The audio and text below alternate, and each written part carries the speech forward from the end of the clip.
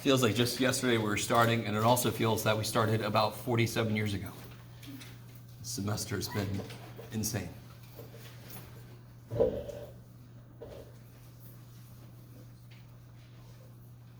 right, hold on. Mood lighting is now coming off. There we go. So 1E. Oh, cool. Look at this. This is one of my favorite ones. Do you see a function whose derivative is in there also? What method would that be? The phrase I just used? What method would that point to? U-sub. So whenever you get an integral, and it's not just like integral of cosine of x or something, right? If it's something more complicated, what's the first thing you try is frickin' U-sub. Why? Because that's the easiest other method to use. Besides, it's just integral of sine x. Yes? You guys got with me? That's why I told you when we were chapter 7, rule out U-sub. If it's more complicated than a direct integral, think U-sub first. Rule it out. So okay. All right, so why will it work here? Why will U-sub work here? What do you think you would let U equal? Okay, I'll let you. No, because the derivative of 1 over x squared is what? Negative 1 over x cubed. And I don't have any of that shit. But the derivative of 1 over x is something, Jeff. It's something, Jeff. You know it. Come on, Jeff. You know it. I know it. Do you guys know it? No, that's the integral. No, What's the derivative of 1 over x? What's the derivative of x to the negative 1? Negative x to the negative 2. So don't forget, you can always rearrange shit to put it into the form of the rule. The rule is x to the n. If it's not x to the n, make it x to the n if you can. And then, easy as shit. Yes? X to the negative 1 over x squared. Do I have that in there also? Do I have 1 over x squared in there? Yes. I don't care about the negative. I can make that show up. Do you guys see that? That is how you rule out U-sub. Is there a part in there whose derivative is in there also? Now, I'm going to make a suggestion. If I let u equal 1 over x, and I do my U-sub, I'm going to end up with the square root of u plus 1. Is that something you want to work with? What's next to the 1 over x? What's its derivative? 0. So if I let u equal 1 over x plus 1, the plus 1 doesn't screw up with my 1 over x squared goal. And when I take a derivative, plus 1 goes away, right? So, and I end up with square root of u, which I can actually integrate directly and easily. Okay. You can do that with the plus 1 on there too, but so I would highly recommend you let u equal 1 over x plus 1. So what's du then?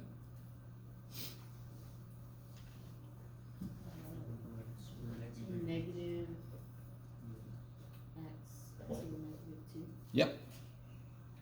dx. And that's in there, yes? Except for a negative. So how do I take care of that? I need a negative in there. Take a negative out. No, I don't have a negative. Put a negative in. So now I got my du. Shipping. Yes, is that cool?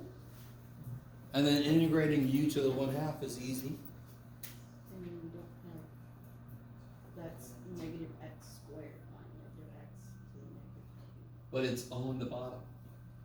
So it is negative x to the negative 2. Negative x to the negative 2 is negative 1 over x squared. And I have, if you want to get, there, 1 over x squared dx. Shabow! Right? X squared is on the bottom, so it is 1 over x squared. Yeah. In fact, I'll go so far as to say, I don't have an x squared in there. There's no x squared in there anywhere. There's a 1 over x squared in there. That's one of the pieces of it. Yeah. Kick ass. Now, of course, it's got definite limits. It's a definite integral. So you can either change your limits or you can change the x at the end. Just never put 1 and 2 in for u, because that ain't what u does. Right? U doesn't do that. Yes? that okay, everybody? Okay. 2 what? Or not. Let's see. Come on, Shakespeare joke. No? Fine. This is the kind of problem that a lot of us still mess up on. Help me out. Okay. Can somebody tell me the first term in that sequence in the series? What's the first term there? What's the first term that you would get?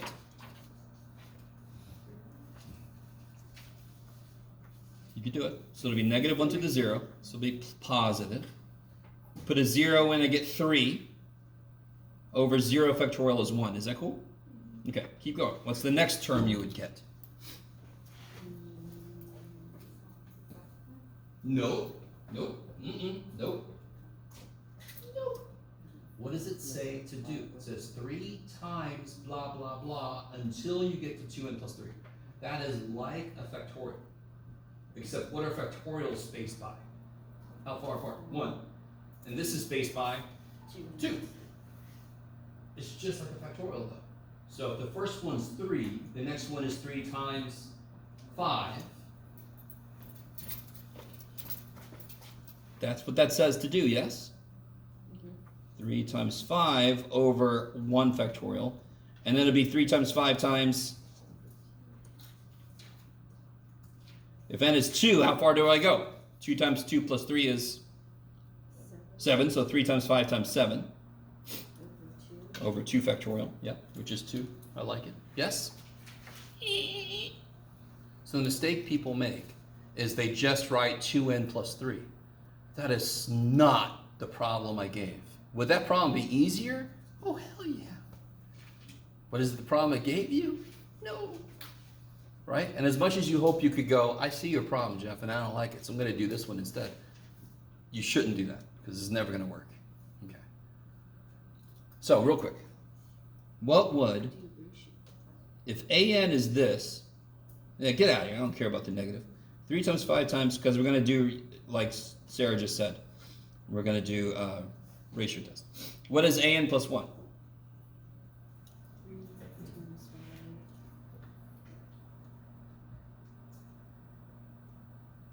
And I'm going to multiply the next term. What's the next term?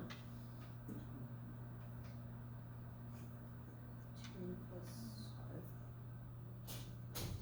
5. Because it goes up by how much each time? Goes up by 2. So you could either do it by shoving an n plus 1 in there, or you can just go, it goes up by frickin' 2 every time. So if it's 2n plus 3 now, it's 2n plus 5 in the future. Yes? N plus 1 factorial. Yes, beautiful. Now real quick, just to back up a second, because I kind of, is everybody with that? That is a factorial that I cannot write like a factorial because it's not really a factorial, because factorials go by 1. Right? I just want to see how many times you can say factorial. This one goes by 2, but it's the same idea. You see what I mean?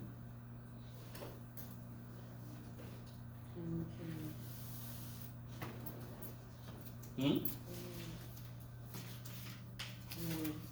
the 3 times 5 all the way up to 2n plus 3, Yes? that would cancel. Eventually, yeah. So what I wanted to go back and ask is, how did Sarah and I know I should use ratio test? I didn't say to use ratio test. How did we know that ratio test was a good idea? Something's got a lot of parts in it that would cancel if I did a ratio. Hell yeah. So anytime, almost anytime. Well, also the n factorial on the bottom, kind of a giveaway. But even if it was an n on the bottom, the top tells me I want to do ratio test. Yeah. The only thing I'm having trouble like understanding is I was looking an plus 1 and replacing n plus 1. The only thing I don't get is why does 2n plus 3 stay with a n plus 1? Did the 3 stay? Like the 2n plus 3. Did the 3 stay? Go with me. I just keep adding the next, not adding, but multiplying by the next thing, yes? I add that at the end with a multiplication. You with me? Whatever was there is still there, I just tack on the next thing. So by the nth term, aren't I up to here? So wouldn't I, for the n plus 1 term, wouldn't I just tack on the next thing? Okay, and what's the next thing? 2n plus 5. So it's all this shit times 2n plus 5. It is exactly like the factorial. Which one's longer? 7 factorial or 10 factorial? If you wrote it out. 10 factorial, because it took 7 factorial and it put 8, 9, 10 on it, yeah? Oh, yeah. Cool. It's just the same idea. So when you see that kind of thing, something, blah, blah, blah, thing, your brain should go, that's like a factorial. It's going to act just like a factorial. It's going to have all this infinite shit that's going to cancel.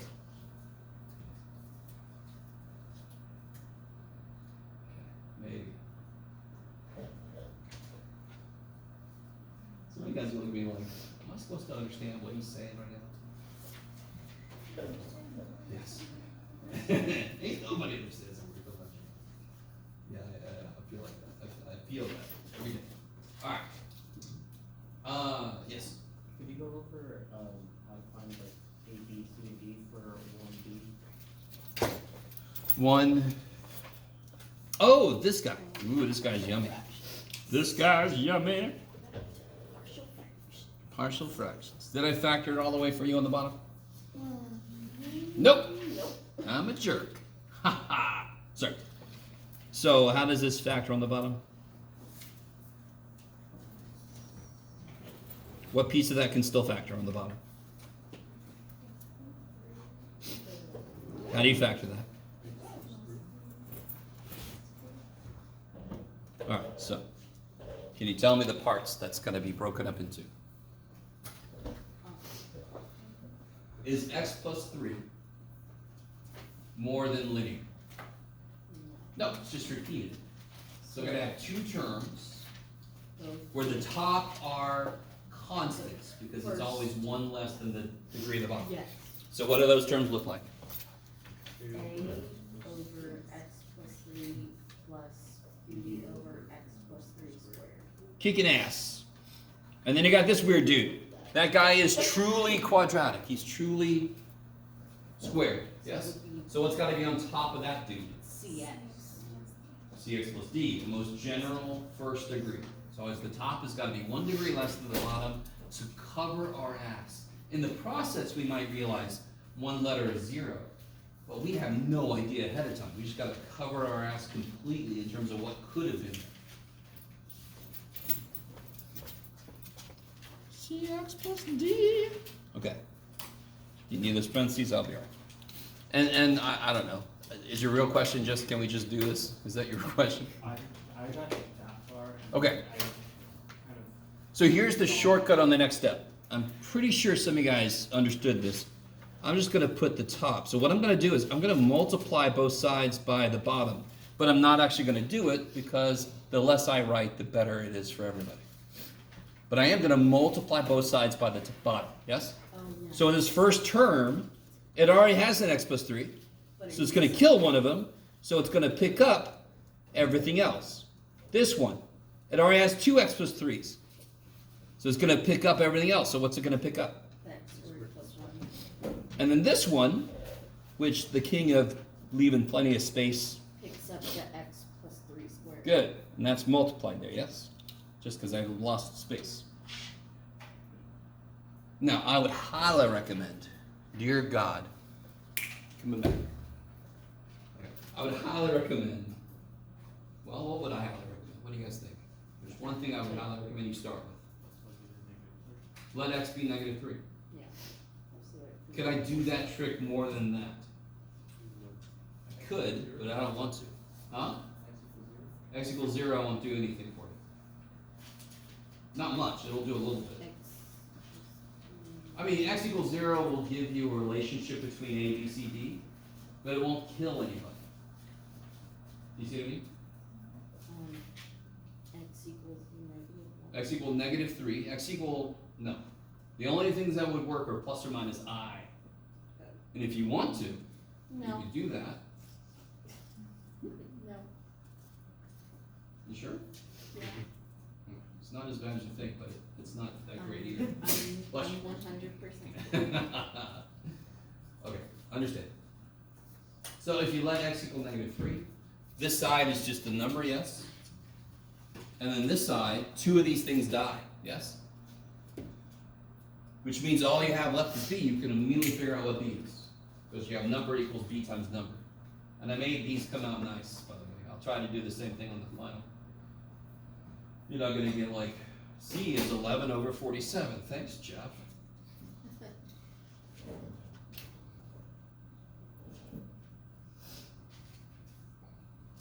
Yes. 1A.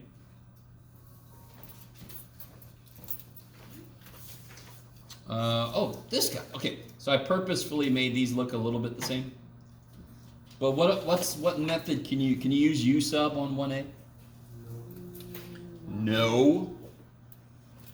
Jeff. So what method do you have to? Trade side. You just have to remember your identities. That's all. If it was 1 minus x squared, that would be sine, because 1 minus sine squared equals cosine squared. Yes? I've seen, my colleagues have a different way of doing it. That way, and again, Set up the it's formula. not necessarily true for you guys, but I really hope that makes some sense. To me, that's the most immediately, if it was 1 plus x squared, that's 1 plus tangent squared, I would use x as tangent. Either of those things. So it's So if 1 plus tangent squared is secant squared minus 1, x equals secant. X equals secant theta, yeah. No? Yes? Screw you, Jeff? It sounded like you just said, "Mwah." I'm sorry to be making fun, if that really is your experience. He's up there sounding like Charlie Brown's teacher would say. Yep. Wah, wah, wah, wah, wah. That reference, oh my gosh. How old are you, Jeff? Shut up. They still play Charlie Brown. Shut up. I want you to repeat. So 1a, you have to let x equal secant theta. And then dx, you gotta figure out what dx is, right? Then you make the substitutions and you hope to God that a lot of stuff cancels. Secant theta. Yep, dx is secant theta tangent theta. Is that okay? Anytime you guys wanna just take a minute and like try a problem out, and then I'll let you, and then we'll kind of look at what the answer is supposed to be. We can do that. I mean, today is wide open. If nobody's saying anything, you can go, can we all just try number 1a out? And we'll do it. I'll stand here and look at you. Yes? For 2A was correct to answer, power series, like, was that? What? Definition. 2a? Well, not power series, it's, yeah, 2A, it was a, P series. I mean, if you use what? It's not a p-series. It's not a p-series at all, is it? It's related to a p-series. So you could either use what two things? What two things involve relationship? Limit comparison? Or direct. Direct comparison. They're giveaways because they both have the word comparison. So you already kind of figured out what do you think p is?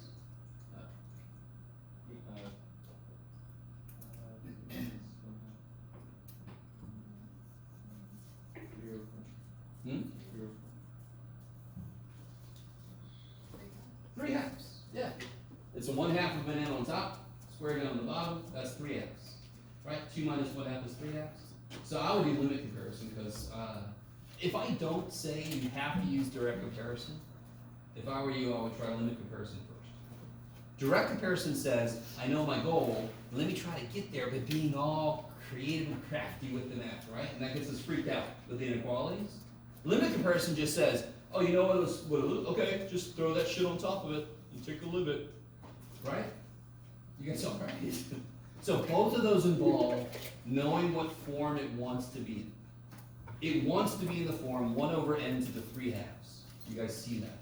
It's n to the 1/2 on top, and it's basically n squared on the bottom.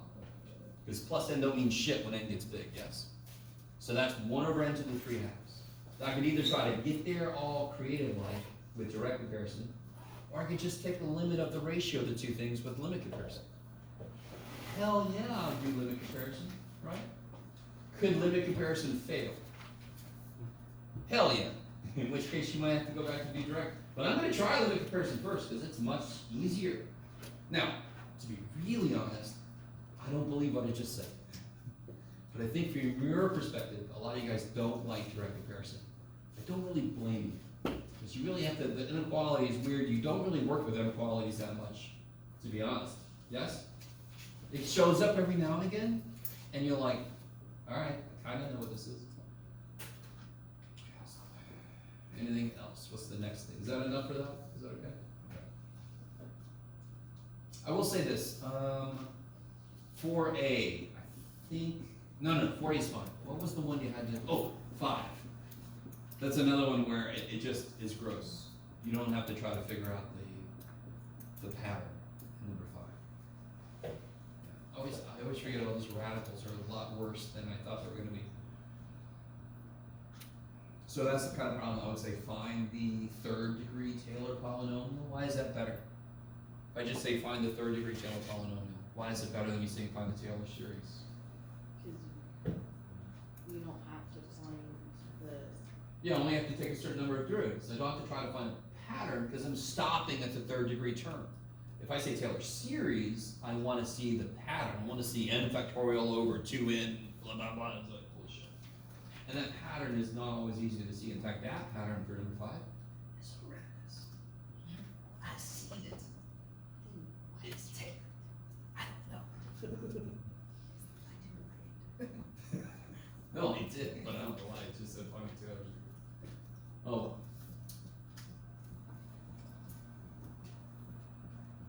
Yeah, I don't like using test banks. There's these things called test banks, where you just tell it, give me 3 easy and 4 moderate, and it just gives you all this shit. I hate, I wanna own the ones I give you guys. Yeah. So that one, I can't even blame anything for that. That was me. Yeah. Real quick, if you did have a Taylor polynomial, whatever, how would you start doing? So you have f of x is approximately some Taylor polynomial, yes? Not squared there. Blah, blah, blah, yes? You have this string of constant plus constant x plus constant x squared, yes? Or it should be x minus 4, whatever. Jeff. Because the center is 4.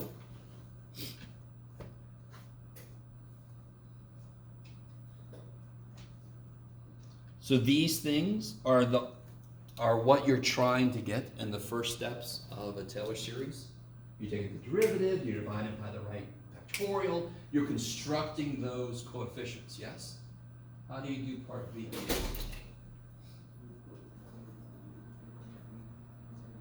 Hell no. Hell no. No. If I wanted to use this to estimate 1 over the square root of 3, what would x be? would you plug 8.8 into 2x, or? No. Put, 2x plus 1 equal to 8.8? Yes. I need to know what input causes me to get that. That's the same input that I want to use in my polynomial. So whatever x I would plug into this to make this happen is the same x I plug into my Taylor polynomial, because that's its job.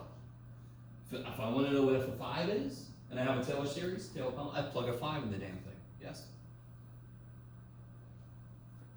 So what would x be? 7.8 over 2. Yes, 7.8 over 2, which is? 3.9.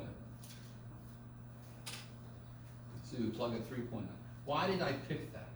What did we build number 5 around? What number did we build it around? 4. So what does this work well for? What does this approximation work well for? Values that are Close to 4. close to 4. So what did I pick? 3.9.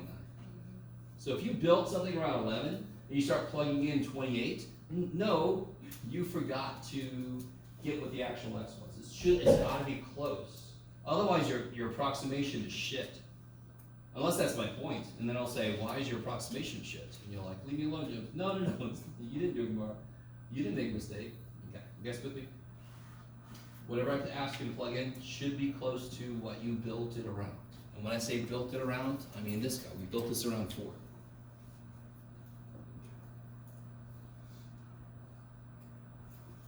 We built this series.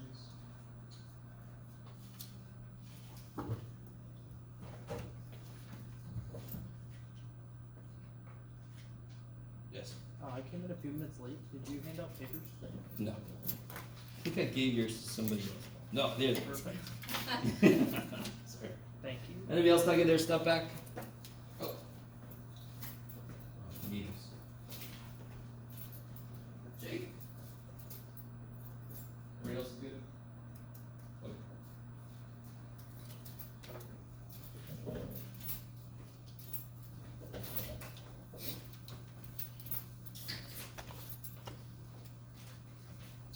So there's quite a bit. Now, hopefully you guys did realize, and I'm pretty sure I pointed this out, that there's all this on the other side of your thing. Don't get excited. You're not going to be allowed to use this for the fun. I was just hoping maybe this would help you as you checked off ideas. You can check this and make sure you get the idea, right? Did I put an integration by parts on that? Built this city. Oh, I did. Yes, okay.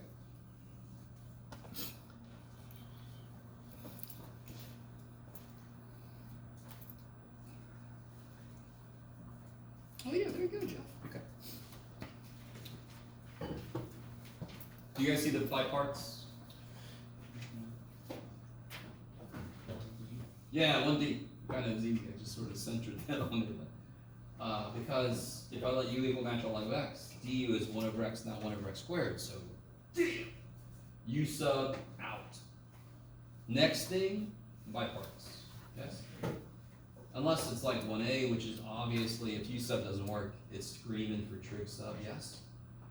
So I think you guys might recognize the form of things better than you realize, but you just have to calm yourself down and try to notice what form is this in, yes? So try u sub first and then go, okay, like 1b. You could find the problem, just get it done, because you know there's, what else could that be besides freaking partial fractions, yeah? 1c, the book pretended like 1c was special, but what is 1c really?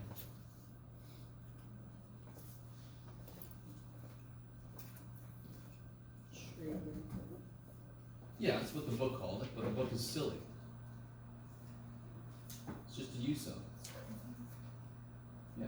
Isn't there a function in there whose root is in there also?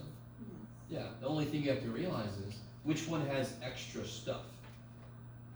So I can take one of the cosines next to dx, which means what do I want to let u equal? Sine. There you go. See, that's the steps you take. Yes? So they made it its own little section, because then they could say, oh, if this power's odd, you do this shit. But then it's much better to go below that. Why do I do that shit? Don't just go, it's odd, so I do this shit. Why do I do that shit? And then you realize, oh, it's just a stupid u sub.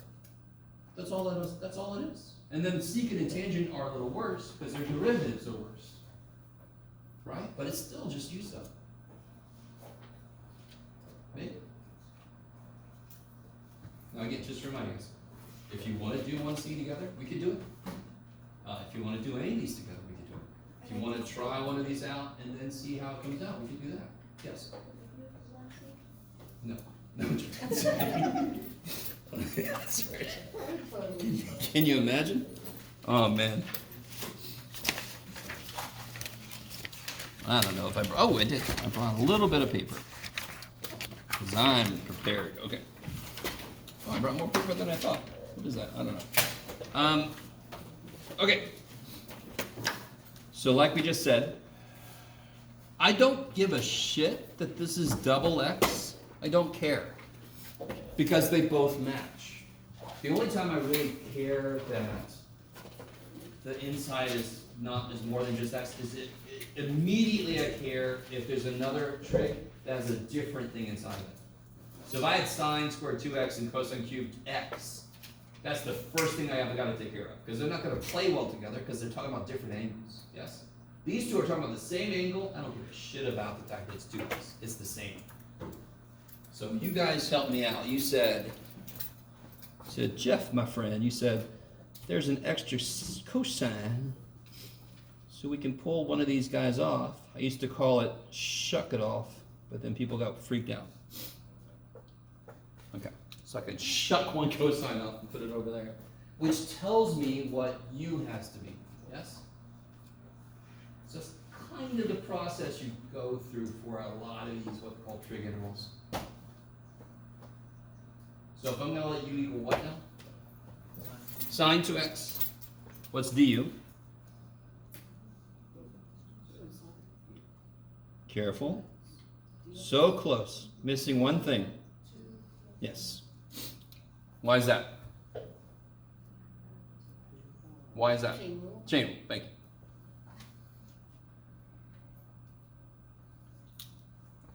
So here's part of my du, correct? And I could very easily get the full du to show up if I throw what out front. Yeah, if I put a 1/2 here, I'm allowed to put a 2 here. So there's my du. And what's this going to be? U squared. So this is the only one I have to really worry about, yes? And what's great about that guy, I can make him, yes, I can make him based on what I chose u to be. So this will become 1/2. This will be u squared. This is 1 minus sine squared, which becomes 1 minus u squared. And this is du. So see how you can be very nice. You can be very nice to yourself and just make sure you're covering everything. You've got everything accounted for. You don't leave anybody out. If at this moment you still had x somewhere in there, you made a mistake. Don't try to go forward. Can't do it. That's math 281 when you have multivariables. You don't want to start doing that too early. So you guys are going to do that soon enough. And then this is easy as shit, yes? Is that okay for me to say? The other mistake people make is they get to the end and they don't get to the end. Meaning you can't just stop at u because you let u equal, so you better just make sure at the end your variable in your answer is the same as the variable in the question. If not, you just forgot to put back in what you replaced. Yes? Unless it's a definite interval. Yeah, if it's a definite interval and I change the numbers, I can just throw those in. Yeah, good. This one's indefinite. I gotta end up with my same variable.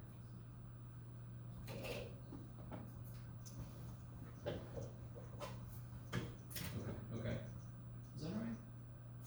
No? I have a general question. Yes. How we deal with definite intervals.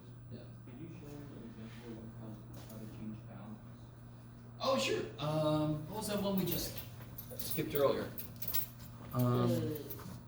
This guy. Here. Does anyone want to see this guy? Yeah? Okay. If nobody said yes, I was going to do something else. So it started off like this. Just to undo all my writing I did. So we let u equal 1 over x plus 1. gu was 1 over x squared negative dx. So I need a negative and negative. Okay, so now I can find my du and my u. Yes? The limits, what does this mean exactly? What does this 1 here mean? What's this 2 here mean? What do they actually mean? What does that mean? What's that mean? They're in terms of x. Yes! These are what x does. Yes? And I'm going to change everything to u. So now I need numbers here that tells me what u does. So when x is 1, what's u? 2. So when x is 1, u is 2. When x is 2, u is 3/2. And now I get, this is du, and this is u to the 1/2.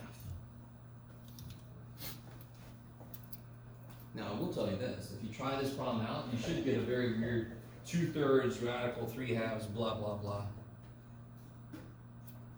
Right? I don't care. It's gonna be a little gross, who cares? You know, like, we care. Oh. Did you have to do it that way? No. But I did try to push you a little bit more in the direction of doing it, because a big part is Math 281, for those you're gonna take 281, the change in the limits is gonna become much more important. So if you got 0 practice with it, that would suck. You need some practice with it. Because now you're gonna have integrals in 281 that have like integral 1 to 3, and then integral from 3 to x squared. And then you have to be able to turn this around. So, yes. So now this is kind of a little different. If we don't change the bounds when we do the math, but at the end before we evaluate, we change back to f. You're fine. That's what I used to do. What I did though was I put a little parenthesis around 1 and 2 to remind me they don't go with u. You know what I mean? Yeah. And I can't remember, one of my instructors said something, I can't remember what he said. I'm like, I'm making it my own, get off my back. It's like that. So you should make math your own. Explain to your teacher what you're doing. And as long as it is grounded in logical reasoning, they can't really complain. Or I just didn't listen to him, that's what it was. But again, it's kind of important to get some practice with changing the limits. Is that okay? And the rest of that's not too bad? The answer is gross, and I don't care. You just throw shit in there, and then you circle it. Right? I don't want to see decimals almost ever.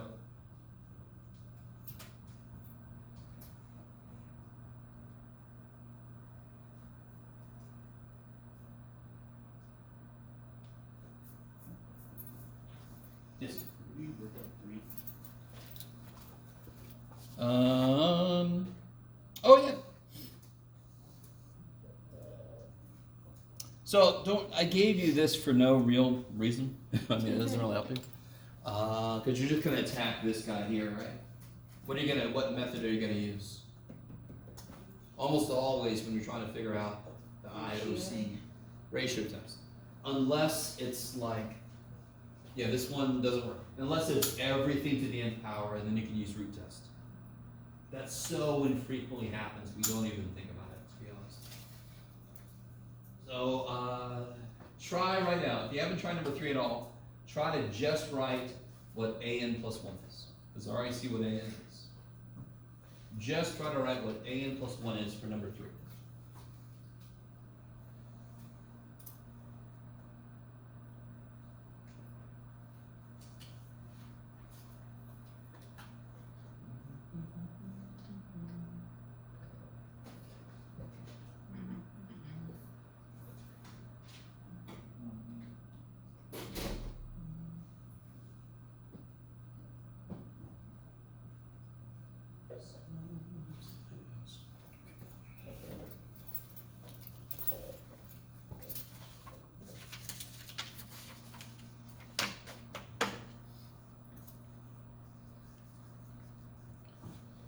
So this is an.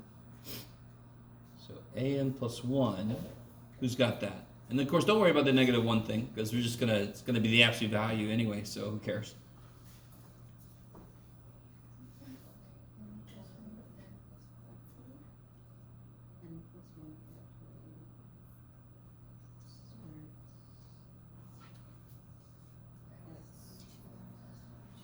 that's 2n plus 2. Yeah, so 2n plus 1 if it's in parentheses, and then you distribute. So remember, how do you find the n plus 1th? You plug n plus 1 in. So if I put an n plus 1 right where n is, what is n? What's happening to n? It's being doubled. So what happens is that anything I plug in, it gets doubled. When I double something, I double all of it. Yes. So here, let me show you. You could take this and just take this first part, look exactly the same. Everywhere you see an n, replace it with parentheses n plus 1.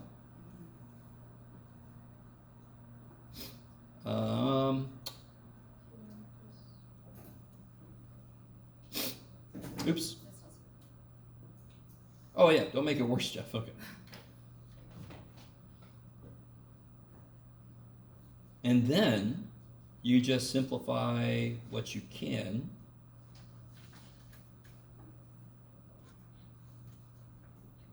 Because that's really what this is, and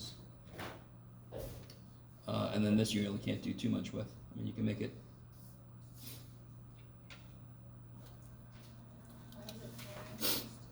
Say again? 4n plus 2. I don't know. Why is it 4n plus 2, Jeff? Jeff doesn't know. Okay, there you go. So you could do it that way if you want to, because that's literally what we're doing. If I want to know what A11 is, I replace n with 11. If I want to n plus 1 is, I replace n with n plus 1. It's nothing magic. We're not adding 1. We're substituting n plus 1. And now you take the ratio, a lot of shit's going to cancel, which is awesome. How do I rewrite 2 to the 2n plus 2? 2 to the 2n plus 2. Yeah, 2 to the 2n times 2 squared. From the beginning, you could have actually written as, what is 2 to the 2n? Is there a way to rewrite 2 to the 2n? 2 to the 2n. What's that even mean? When do you multiply powers? What's happening? When Something with a power is being raised to a power, yes? So what's a way to rewrite 2 to the 2n? 4 to the n. Yes? So that's, you don't have to. I didn't, and I wasn't gonna to. Gonna to? Sure. I'm gonna go with it.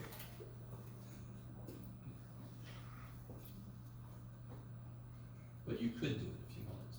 Yes? So I think a lot of the mistakes or misunderstandings are you just haven't gotten enough practice with just simplification of some of these things. Which makes sense. You don't work with 2 to the 2n that often. You don't have to simplify that, by the way. I didn't, and I just said on the side, you could.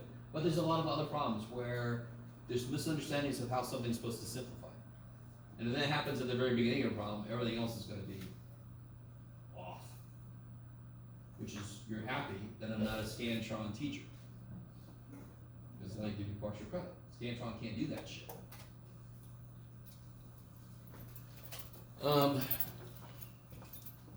Okay.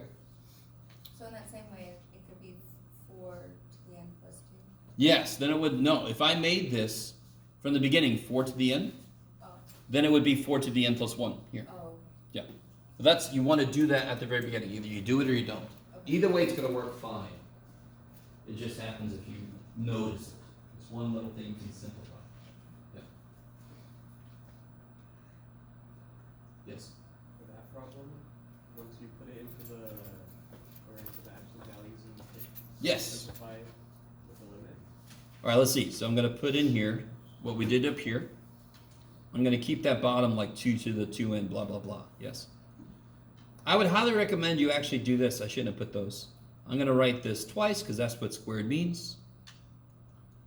I'm going to write this like this. I'm going to write this like this. And this will be fine. I'll do that later. And then I'm going to multiply by the reciprocal of the original, right? The an, the original. So this will be 2 to the 2n, 2n factorial, n factorial, n factorial, x to the 2n. Okay, so what cancels? X to the 2n, 2 to the 2n, and then I have factorials, yes? Factorials require a little bit of rewriting, yes? And you see how, if I give you a factorial squared, just write it twice. Factorial cubed, write it 3 times.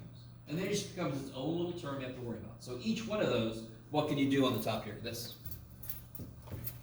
Take it, one more No? down. Sure.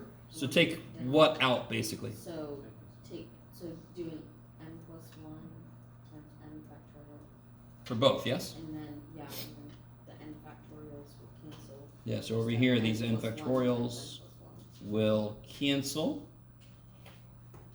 Die. And then what do you do down here? 2n plus 2 times 2n plus 1 times 2n Factorial. factorial. Yes. So factorials, even though they seem horrific with ratio tests, they kick ass. They just, a lot of it just dies. Look how big I am. Oh shit. And you have just this left. Now, one of the harder things, have you guys noticed? I'm not the neatest writer. I don't know if you picked up on that.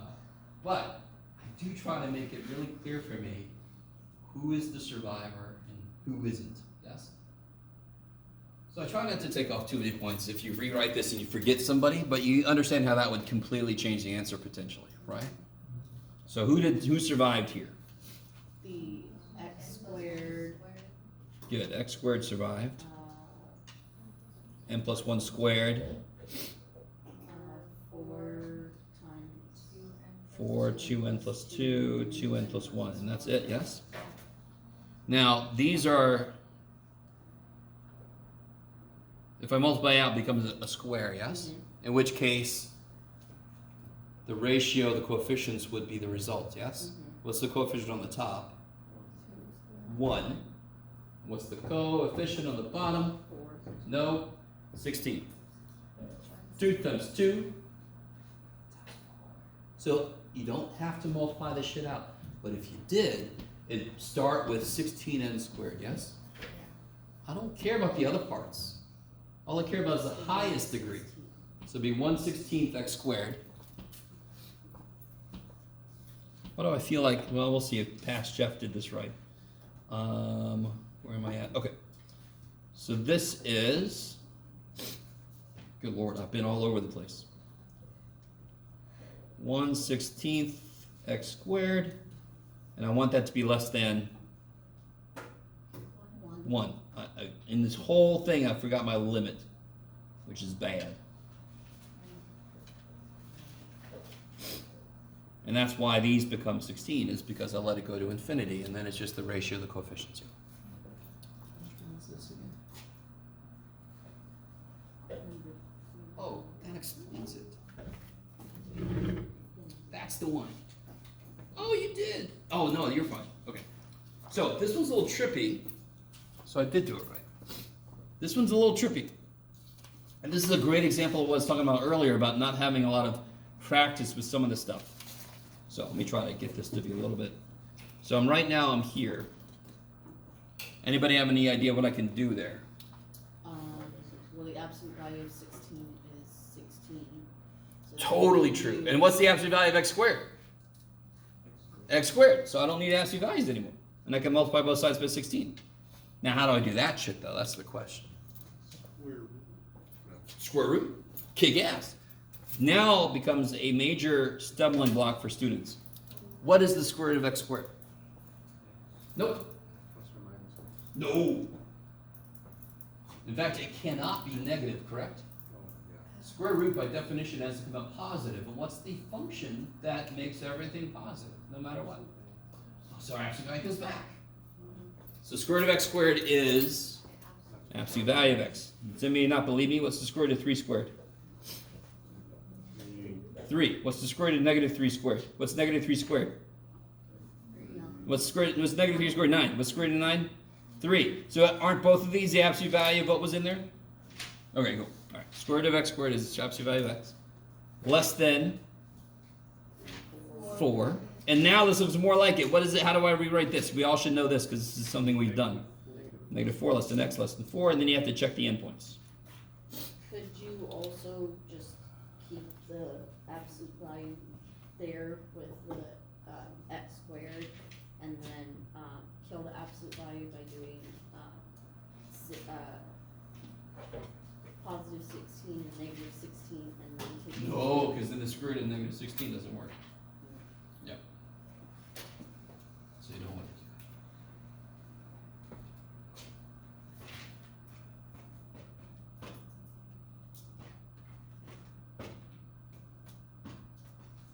Checking the endpoints on this seems a little confusing. that. Hell yeah, I agree. In fact, on my answer key, I didn't even do it. So, what was the original thing? Let's see. negative Yeah, 1 let me write the original thing right here. negative 1 to the n times n factorial squared. That's 2n, 2 to 2n. Okay. So at negative 4, let's see what we get. Negative 1 to the n. So if x is negative 4, n factorial squared, negative 4 to the 2n over 2 to the 2n times 2n factorial. So you get, let's see, negative 1 to the n factorial squared. This would be 16 to the n. And I might as well make this 4 to the n just to make those go together better. 16 to the n divided by 4 to the n is 4 to the n.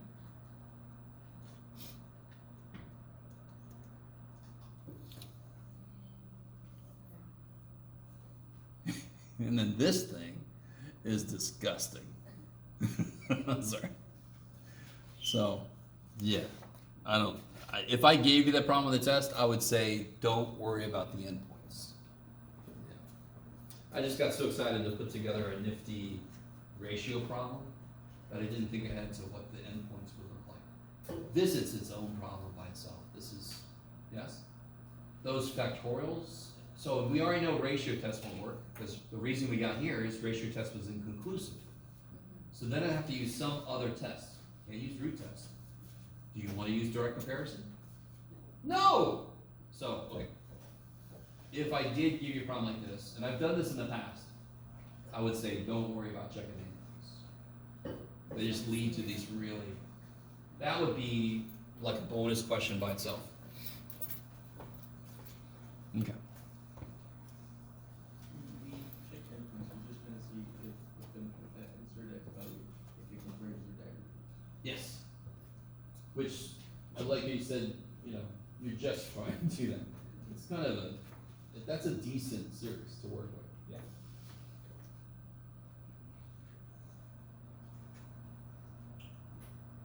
And it's really hard to tell. 2n factorial versus n factorial squared. Which one is growing faster? How much have you guys worked with factorials? Less than the length of the class, yes? Because I introduced it part of the way into this class. So that one is, yeah, it's not easy. So let it go. I feel pretty good that nobody got lost in trying to do that. Is that a true statement? Did anybody get lost in trying to figure out the endpoints on that problem? Okay. So it's okay. Okay. What else have we got here? You got this kind of problem here. Oh, by the way, did everybody, the shape, some of you guys, unfortunately, I'm sorry, I had this boring thing that went like this for your parametric. But some of you guys had the neat fish little dude. You guys look at me like playing. On the last test, I gave it back. Some of you guys should have had a little fish dude. Yes. The trick with those problems was you have to put in some halfway points. Otherwise you get nothing but 0, which should have been a big clue to you. Now there's more going on here. So it's all about the resolution with those sometimes. That's why I said leave room, and then if you need more resolution, get some halfway points. Okay, okay. This one's more just focused right on the calculus. Number 6.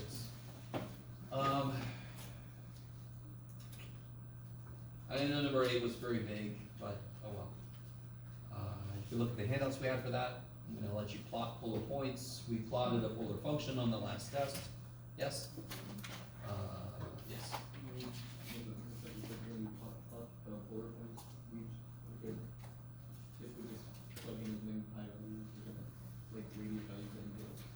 Yeah, just like on the test. So you make a r theta or theta r table. Yes? Just pick values of theta and start plotting points. Yeah, so it's crazy. It's crazy. And don't forget, you got your calculator, so you could actually just make polar, plot the damn thing in your calculator, know ahead of time what it's supposed to look like. Which was what some of you guys did. A little too much. But you should try to plot it and then check it. And whatever's wrong, you go, let me cheat you.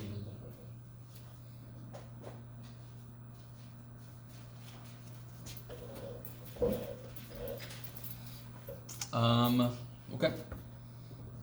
As there anything we didn't talk about? We didn't talk about number 4. Did anyone take statistics ever? Anybody? Do you guys remember empirical rule, the amount of data in a normal distribution within one standard deviation? 68%, does that sound familiar? If you do 4B, you'll get 68, well, 0.682 something. Because this is the formula for you guys all heard of the bell curve? Yes? It's called a Gaussian distribution more generally, because Gauss, he did every damn thing. He's got a unit of freaking measurement. Magnetic field strength, and then I'm like, Gauss, stop it, dude. Leave something for somebody else. He's dead now, so as far as I know, he's not doing anything. But the normal curve has 68% within one standard deviation. Heights are normally distributed, so about 68% of men are about 5.6 inches up and down from 5'9". If you do that, you'll catch about 68% of all men. All American men, I should say. Icelandic men, they're a little taller. Because American men, we don't have the best diet in the world. Icelandic men, I have a little bit better. Yeah. Okay, sorry. 4B is related to statistics. Do you have to actually know that to do it? No. Can anybody tell me about that interval? Could you just do the interval instead of doing all this shit? Could you just do this interval? If you can, show me. Because no, you can't. It wants to be a U sub. Does it have the parts there? That is called a transcendental function. That's the classic, holy shit, I need a computer to do this for me moment. Well, we got something, we can approximate it.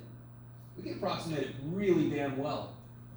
Right, so we're humans, we have to assert ourselves sometimes. Yeah, we invented a calculator, but I can do shit too. Yes? Could we go over to C? Sure.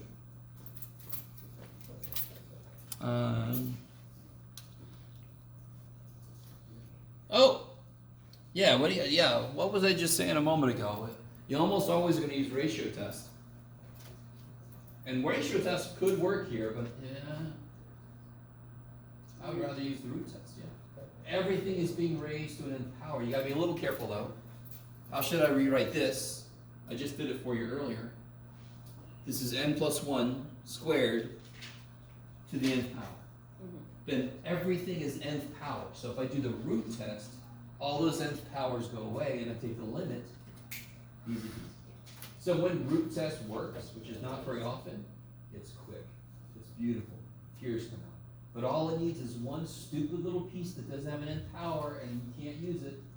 Too bad. Yes? Oh, yeah, I know. I mean, it's possible, yeah, yeah. So, I mean, the only way I can make a final that's got every possible thing that could be on the final, practice final, but could be on the final, is if I gave you like 8 volumes of practice final, right? If you could do the practice final well, you should be well in the final, right? Are there possibly things like improper intervals that might show up? Yeah, yeah. So if you want to get a full study, don't just look at the practice final. Look at your old tests. Homework is obviously key, but if you want a quick reference, look at the old practice and tests and tests. That's a great backup to the practice final. But it's gonna be in this form where it's gonna be like question 1 is gonna be a bunch of Yep. small questions from 7 and Yeah, then it's gonna be a mixed match of all the interval methods, right? And then gonna have a mixed match of all the series evaluation methods, yes? but it will most likely be like one of each or whatever. Might have 2. How long can this final be compared to a normal test? Same size, yes? Because you get the same amount of time, right? So I can't make this final longer, that would be really, really, really evil. I'm not that evil yet. So I'm gonna have to leave some stuff out. So exactly what am I gonna leave out? We're gonna find out. Not the easy stuff, right? Not the easy stuff, sorry. No, you're wrong. Yeah. There will be a couple of easy questions, so look for those, yeah.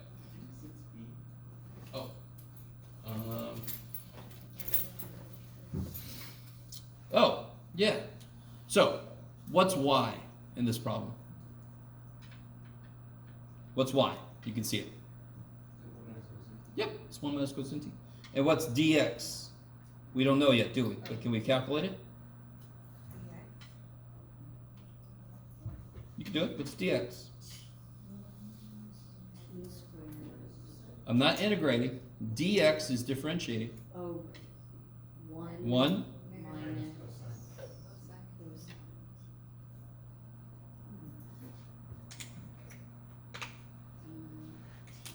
dt, there you go. Sweet.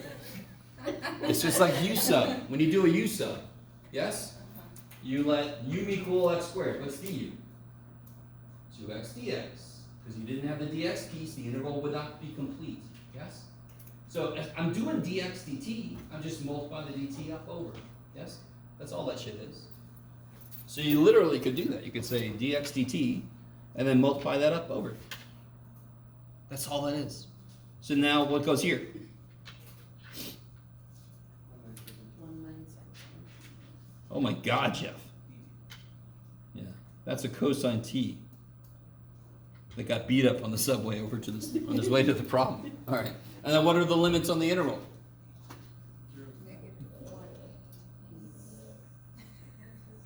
What does it say?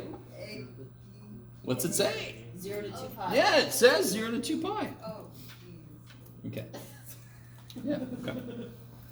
So you would FOIL it out. You have to integrate it. You have to remember your cosine squared identity. Yes. You're gonna get integral of 1, yay.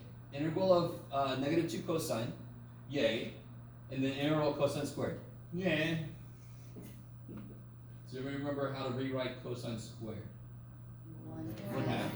times 1 plus theta. Yes, 1 plus cosine 2t. 2t. Or 2 If it was sine squared, it'd be 1/2 1 minus. minus, because cosine's an asshole, so he gave sine to negative. I don't know, trying to make my cosine's an asshole theory apply everywhere. Whew. I told you that theory, yes? Some of you guys are like, I'm on team cosine. Call my cosine an asshole. Okay, I think we talked about everything now. Yes. Did you won like 7 on the test? That's Oh, do I have any left here? Bum, bum, bum. What is that problem? Here we go. It was, find where the 2 curves intersect. Oh yeah. I don't know. Let's see if I can make one up out of nowhere. Or do you want the same one from the test? No, because you got to do that for corrections. I'm not going to do that for you. Seriously. Okay, man. Okay, shit, dude. Oh, damn. Just Okay, checking. shit. Yeah. All right. Yeah, so what if I had? All right, let's just. Nobody had this one. We'll just do that one. Nobody had that one, but a lot of people thought they had that one. So if I wanted to find out where those two meet, Put equal to each other. set them equal to each other. That's utter insanity, Sarah. Now the thing you guys did was you had this, but then you did what this is. What is this? Cosine. And by the way, real quick, what tells me what to do here? What did I say earlier? I have trig functions. Do they all reference the same angle? Yes. No. No. This one references theta, and this one references 2 2 theta. Completely different angle. If that's 17 degrees, that's 34 degrees. Very different. Yes? Yes. So the very first thing I have to do in order for these guys to play well together is to make them reference the same angle. So how do I rewrite sine 2 theta? Cosine squared. No. Why? 2 sine theta, cosine theta. Oh, yeah.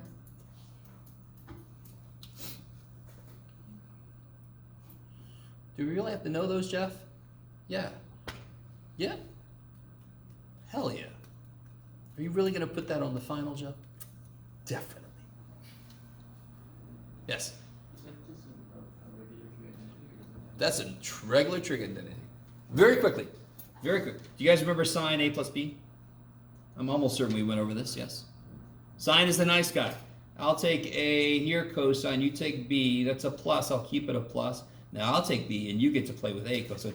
Cosine says, me first, nah, make that a minus, and then here, sine, you use this shit, I'm done with it. Okay.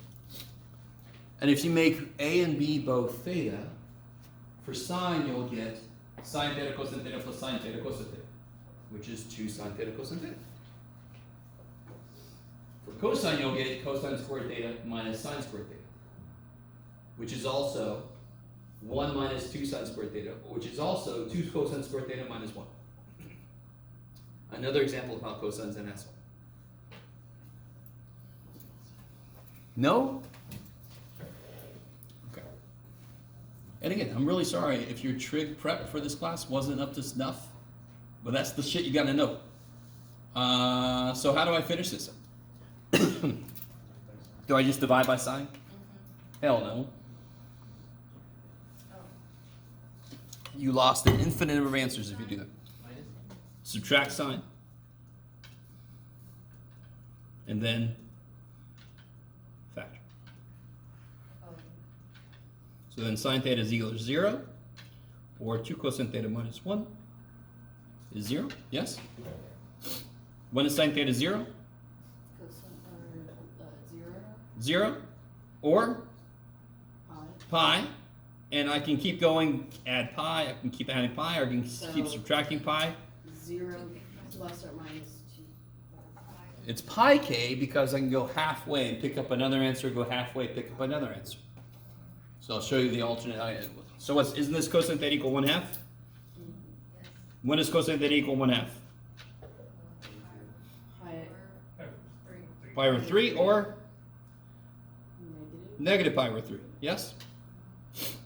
If I go by pi or by 2, can I go this far and go this far the same distance again and keep getting an answer? No. So I can't do this special shit I did over here. These just happen to be equally spaced both ways.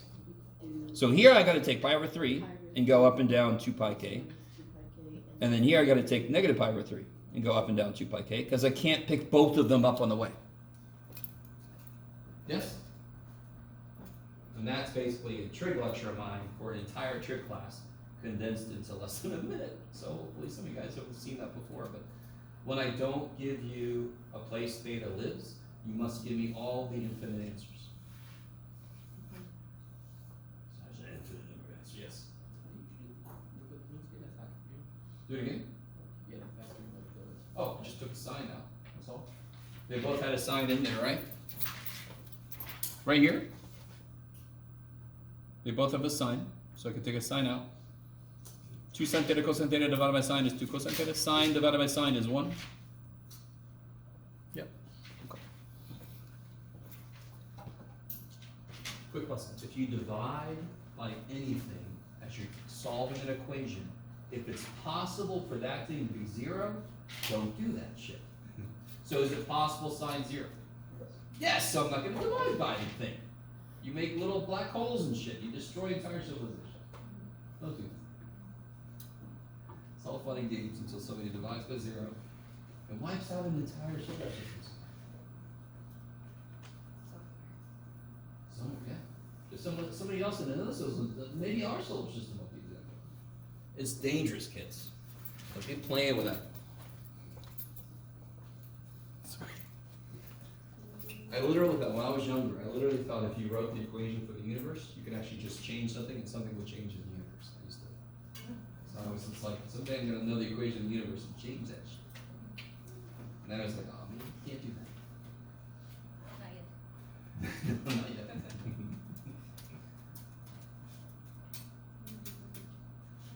Which one?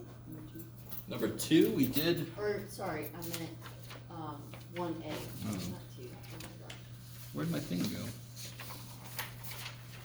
The, Oh, here. the. Oh, you let me so- borrow this, didn't you?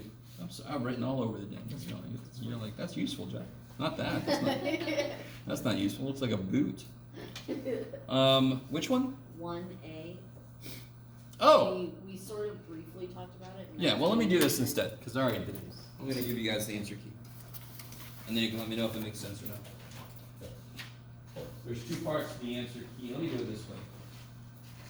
Just let me do this. So just keep every paper I give you. Every paper I've given you is yours.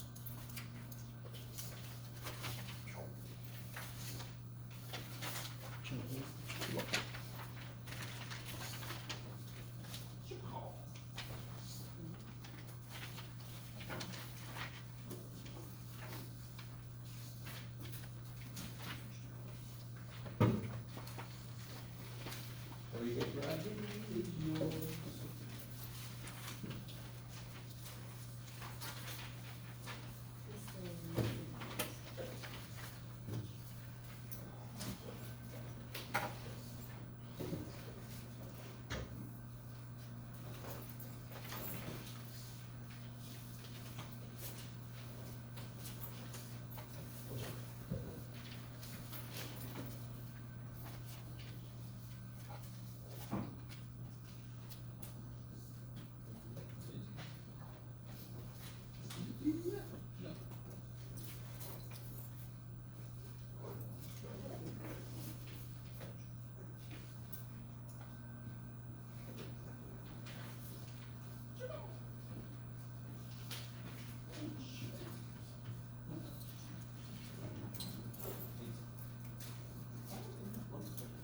Yep.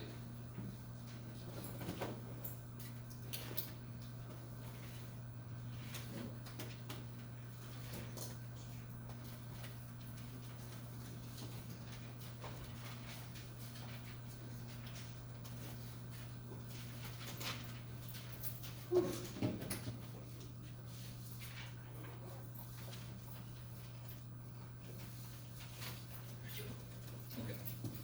So you guys can see if I got any of this wrong.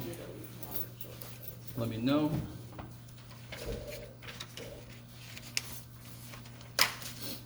So let me see, was this one? Yeah, this one. Nope. Okay. I started doing, I'm like, I don't think I have enough room here. And then I thought about it, I'm like, I don't want to do it. You took a lot of shortcuts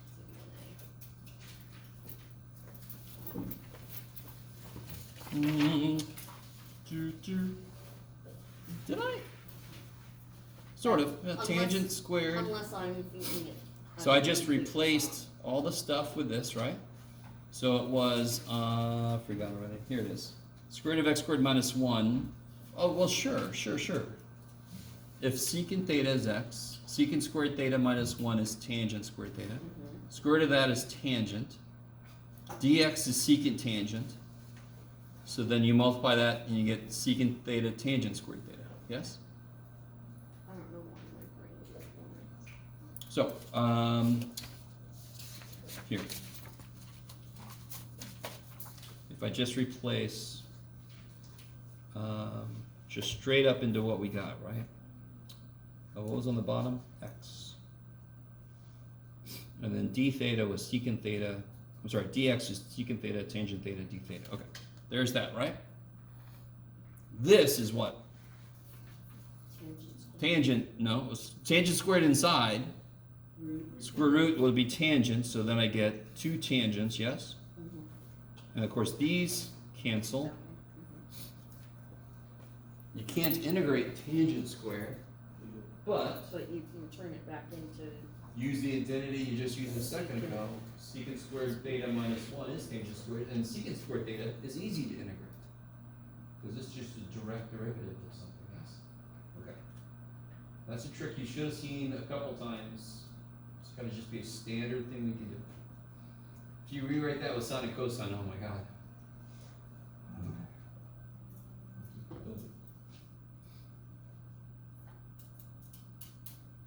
Was that a definite interval? I can't remember.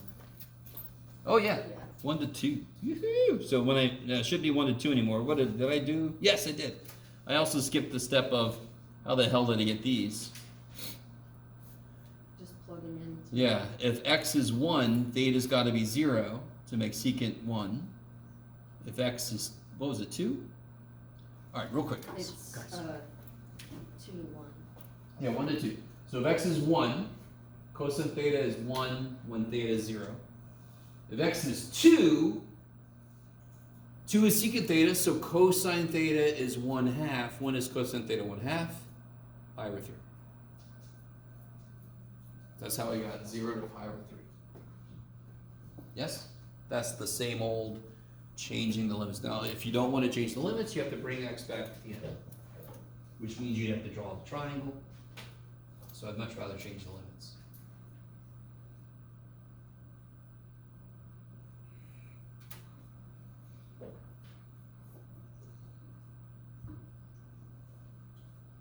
Yes?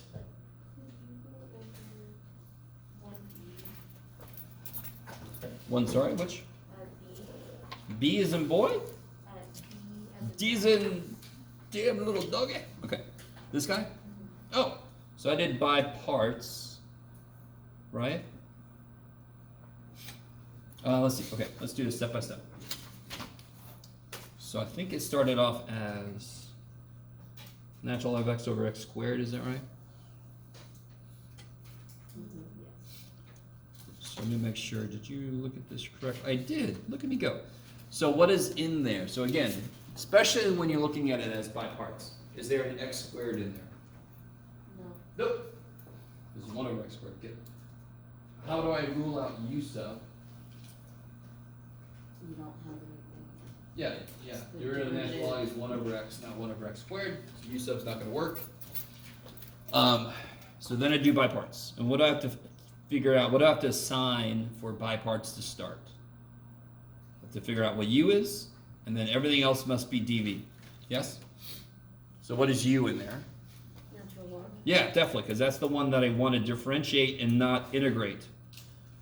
If there is such a thing, I let u equal it. That's the, what I call ilate, what other people call liate. I prefer ilate. It just sounds like something I was like, ilate. Ah, sorry. So then what's dv gotta be? 1 over x. Yeah, 1 over x squared dx. That's everything else. So between the two of them, u and dv have to cover everything in here. And then what would v be? Well, we've done this already. Negative. No, Jeff. No dx. Okay. And now you got your ultraviolet voodoo. Yes? What'd you learn in that? A little voodoo.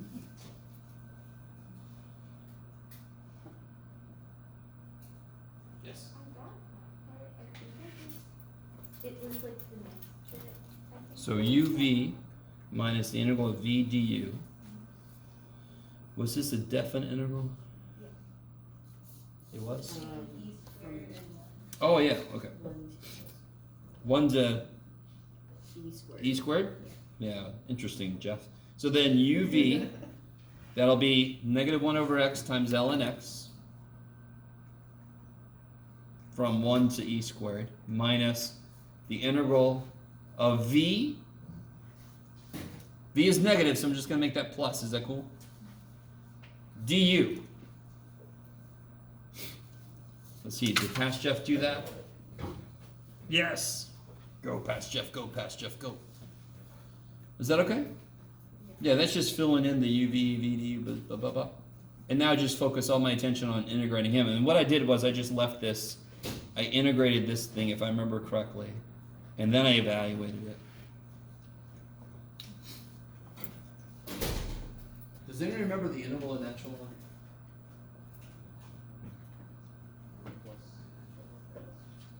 It's x ln x minus x, I believe. And this kind of has that format to it almost, but not really. So I'll stop talking. So now I just throw in e squared, you throw in whatever weird thing. What's nice about putting 1 in? What's ln of 1? No, 0, yes. Any log of 1 is 0, because a log is what power do I need to make it become the inside. And everything needs a 0 power to become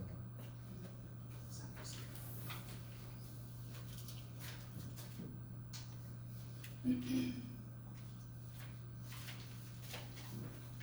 Which problem have we not talked about? I don't know. By the way, if you want to talk about something off practice file, it's completely fine. Like, if you want to do an improper interval example, we can do that. Because that's totally fair game to be on the file. Is it pretty cool for that one, the rest of that's just a bunch of blowing each other? Yes? Huh? Yeah, which kind? Anyway, okay. I'll do one that's a little sneaky.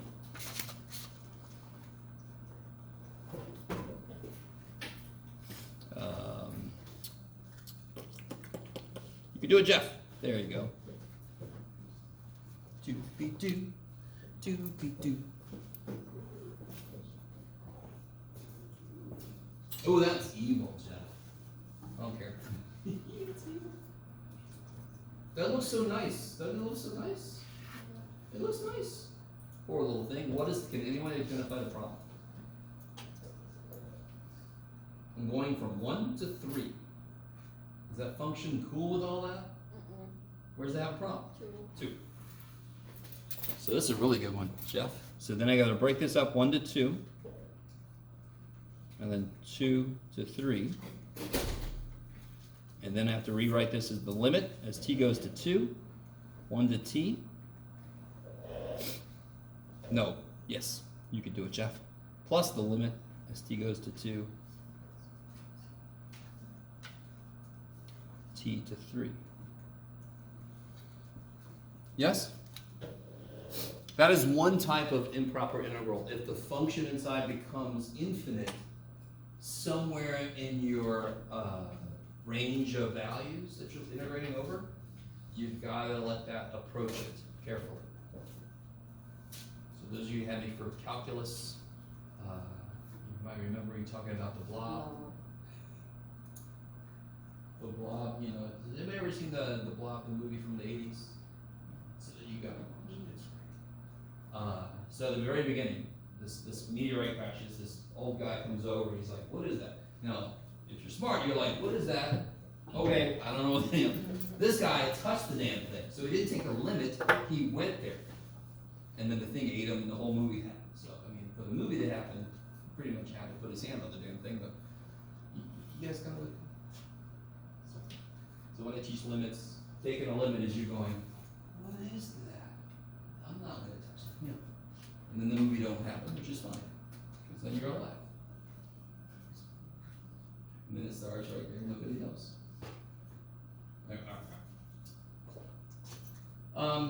Now, what is the integral of that?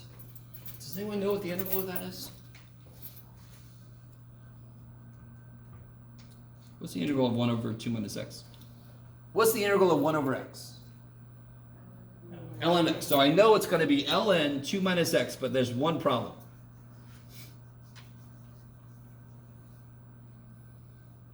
The derivative of this would have a negative, so it's got to be negative. And then it's from 1 to t. And that's going to be basically the same thing, except from t to 3, yes? Mm-hmm. So when I plug a t in, I'll get natural log of 2 minus t, plus natural log of 2 minus 1, which is 0. When you plug a 2 in here, what happens? Yeah. Which is negative infinity. So this diverges, yeah. So one type of improper integral is if there's a problem in the bounds, the function freaks out. The other kind of improper integral is when there's an explicit infinity in the bounds. Yes? Oh my God, Jeff, do you have any paper left? Yes. Got one little patch. Okay. So if I had something like this,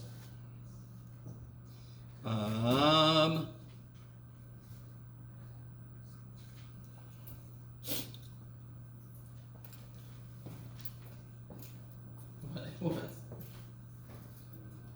How do I have to rewrite that officially? From 1 to t. Yeah, the limit, t goes to infinity, 1 to t. And then to integrate this, I would just do u sub, right, blah, blah, blah. And at the end, you try to plug infinity, well, not try to plug infinity, you try to let t go to infinity, see if it becomes finite, which means it converges, or it becomes infinite, which means it diverges. This is our first instance of those two ideas, converging, diverging, which got us ready for chapter 11. I think it was, yes? Yes.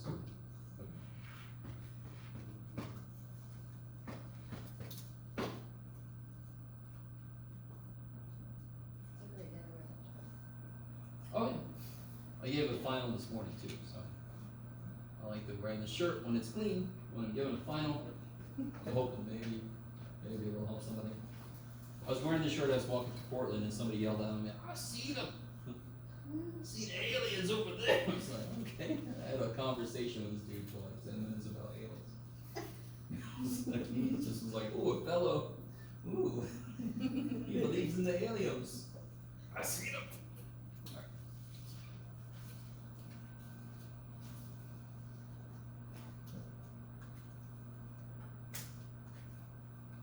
Did we talk about it?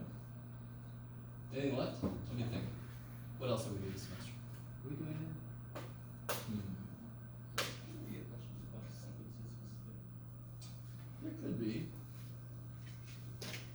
We kind of leave those in the dust pretty quickly, if you think about it. There's that one section about sequences, and then it's everything's about series. So sequences are kind of what build series. So what I'm trying to tell you is more than likely no. Now, could there be like a question where I'm like, rewrite this, we've seen this kind of problem, rewrite this in, figure out what AN is. So you have to figure out the pattern? You could argue that's like a sequence related question, but series are just sequences with one extra step added on. So when we're doing series, we are doing sequences. We're just adding them all. Yeah.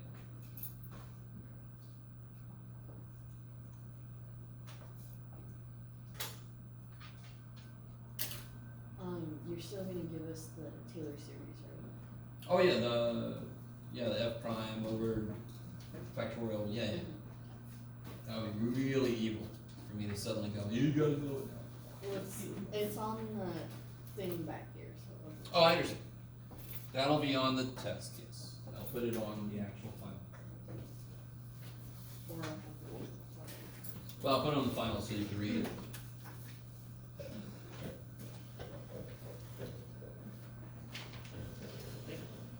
There we go. Somebody had to be the first one.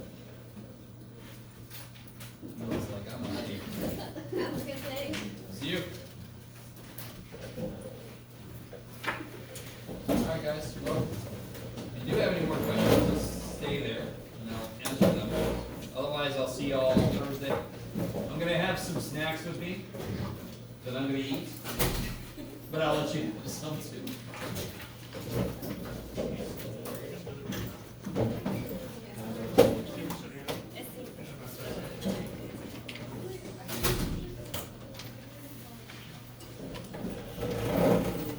Well, no.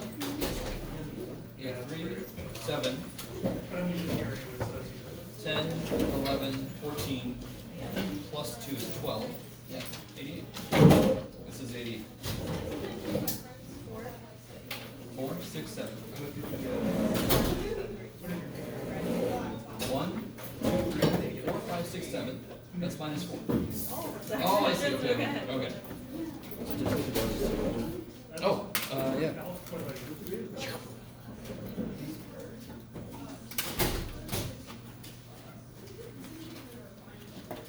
Just making sure on the, like, rating sheet thing, said that I was missing all of it, but I do. Oh, you're on the website? Yeah. Yeah, somebody else thought I had all the names on the website. I was just typing them in here every month. Apparently I skipped a couple people.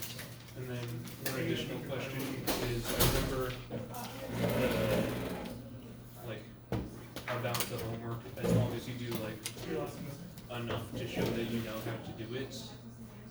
You said that it gets majority credit. I never said majority. It definitely said more than nothing. Yeah. I was just wondering about that, if that also affects the website. Yes. So the actual grade WebAssign says is not true. Yeah. So roughly speaking, you get above an 80, like 84%, I think I said that, you get full credit. Because I allow people to make mistakes on their own. You know what I mean? Yeah. I'm gonna do the same thing with the WebAssign people. So the grade it states is not your own. Yeah. And then one last thing would be if you could like reopen the WebAssign assignments also. Did you send me a request for that? No. Do that. There's a way to like request Yeah. extensions or whatever. Yeah. Okay. Sure. No.